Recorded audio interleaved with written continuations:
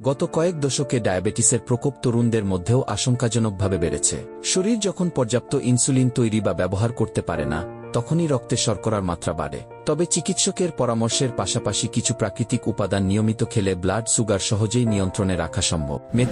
মেথির fibre glucose শোষণের গতি কমায়। 1 চা চামচ মেথি বীজ সারারাত ভিজিয়ে রেখে সকালে সেই পানি পান করলে ইনসুলিনের কার্যকারিতা বাড়ে। দারুচিনি, এটি ইনসুলিন সংবেদনশীলতা বাড়ায়। দারুচিনির ছোট টুকরো পানিতে ফুটিয়ে খেলে গ্লুকোজ বিপাক উন্নত হয়। আমলকি, ভিটামিন সি ও অ্যান্টিঅক্সিডেন্ট সমৃদ্ধ আমলকি সকালে গোটা বা রস করে খেলে গ্লুকোজ বিপাক ভালো হয় এবং প্রদাহ কমে।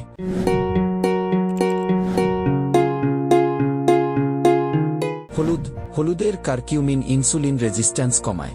সকালে হালকা গরম পানিতে 1 চিমটে হলুদ ও গোলমরিচ মিশিয়ে খেলে ভালো ফল পাওয়া যায়। তুলসী, ডায়াবেটিস নিয়ন্ত্রণে তুলসী পাতা দারুণ কার্যকর। প্রতিদিন সকালে গরম পানিতে কয়েকটি তুলসী পাতা ফুটিয়ে চা বানিয়ে খেলে উপকার পাবেন। অ্যালোভেরা, এর বিশেষ উপাদানগুলো অগ্ন্যাশয় থেকে ইনসুলিন নিঃসরণ নিয়ন্ত্রণ করে এবং শরীরের কোষকে ক্ষয় ও প্রদাহ থেকে রক্ষা করে।